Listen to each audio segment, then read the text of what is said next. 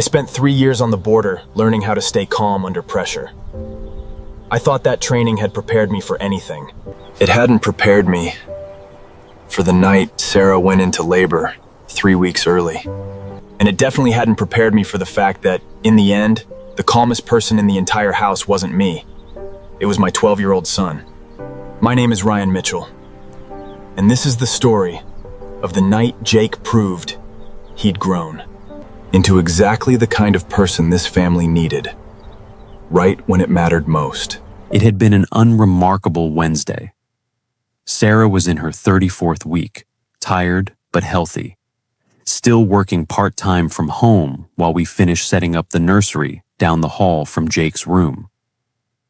He'd taken an unusually active interest in the preparations, insisting on painting a small section of the wall himself, a slightly uneven row of stars that Sarah refused to let anyone touch up, calling it exactly perfect. We were watching a movie after dinner when Sarah shifted uncomfortably on the couch for the third time in 20 minutes. "You okay?" I asked. "I think so," she said, though her expression suggested otherwise. "Just some cramping, probably nothing." 10 minutes later, the cramping had a rhythm to it that neither of us liked. "Ryan," Sarah said, her voice tighter now, "I think these might be contractions." "It's too early," I said, my training kicking in even as my chest tightened with fear. "You're not due for 3 more weeks." "I know that," Sarah said, breathing carefully through what was unmistakably a contraction now. "But I don't think the baby got that memo." Jake, who had been quietly doing homework at the kitchen table, appeared in the doorway, immediately alert to the shift in the room's energy. "Is it happening?" he asked. "Is the baby coming?" "We think so, buddy," I said, already moving to grab the hospital bag we'd packed weeks earlier, hands shaking slightly, despite my best efforts to stay composed. "It's early, but we're going to go get checked out, okay?" I'll admit, in the chaos of the next several minutes, I wasn't the picture of composure I'd always imagined myself to be in an emergency. I couldn't find my keys. I grabbed the wrong bag twice. Sarah, between contractions, was trying to remain calm while clearly growing more anxious by the minute. It was Jake who found the keys, sitting exactly where I'd left them on the kitchen counter. "Papa, they're right here," he said, pressing them into my hand. "Do you want me to call Grandma while you help Sarah to the car?" I paused, genuinely startled by the calm clarity in his voice amid my own scattered nerves. "Yes," I said. "That would be really helpful, Jake. Tell her what's happening and ask if she can meet us at the hospital."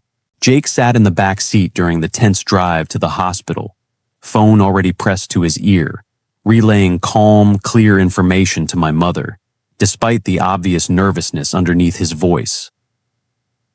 "Grandma, Sarah's having contractions. It's about 3 weeks early. We're heading to Memorial Hospital right now." Papa said maybe 15 minutes. He paused, listening. "Okay, I'll tell them." He leaned forward slightly toward the front seats. "Grandma said to remind you to breathe too, Papa, not just Sarah." Despite the tension, I found myself almost laughing. "Your grandmother is a wise woman." Sarah, gripping the door handle through another contraction, managed a strained smile. "Jake, are you doing okay back there? This is a lot to handle." "I'm okay," Jake said, and something in his voice suggested he genuinely meant it.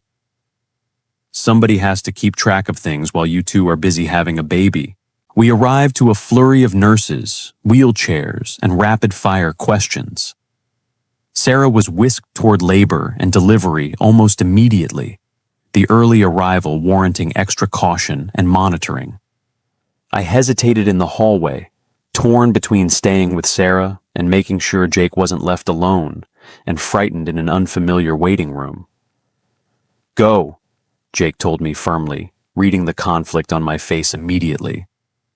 I'll be fine out here. Grandma's almost here. Sarah needs you more right now. I knelt down and pulled him into a quick, fierce hug. You are handling this better than I am, you know that? Somebody in this family had to stay calm, Jake said, with a small, tired smile. Might as well be me, for once. My mother arrived within minutes, taking up post beside Jake in the waiting room while I stayed with Sarah through the hours that followed. The early labor progressed steadily, but carefully monitored, doctors reassuring us that 34 weeks, while early, was generally a manageable and well-understood territory for newborns. Jake, my mother later told me, spent the waiting hours alternating between anxious pacing and quietly researching on his phone what to expect from a baby born a few weeks premature, determined to understand exactly what his new sibling might need. He wanted to make sure he knew how to help, my mother said, clearly moved by her grandson's quiet diligence. He kept saying he wanted to be ready, whatever that meant to him. At 4:47 in the morning, our daughter arrived, small, fierce-lunged, and entirely, immediately perfect despite her early entrance into the world. The doctors confirmed she was healthy, needing only a short stay in the newborn care unit for observation, standard precaution for her early arrival. I found Jake in the waiting room a little after 6 a.m., exhausted but wide awake, practically launching out of his chair when he saw my face. Is she here? Is everyone okay? She's here, I said, my own exhaustion mixing with an overwhelming rush of emotion. She's small, but she's healthy. Do you want to meet your sister? Jake's face broke into the widest smile I'd seen from him in weeks. Yeah, I really do. I watched Jake meet his sister for the first time later that morning, his enormous, careful hands cradling her tiny ones with a gentleness that momentarily stole my breath. The same boy who'd once worried he might become the extra one in our family now looked at his new sister like he'd been waiting his entire life for the chance to protect someone smaller than himself. If you've ever watched a child rise to meet a moment far bigger than their years, if you've ever needed someone to remind you to just keep breathing when everything felt too fast to process, I want you to know sometimes the people we're still learning to trust with big responsibility surprise us by already being ready long before we realized it.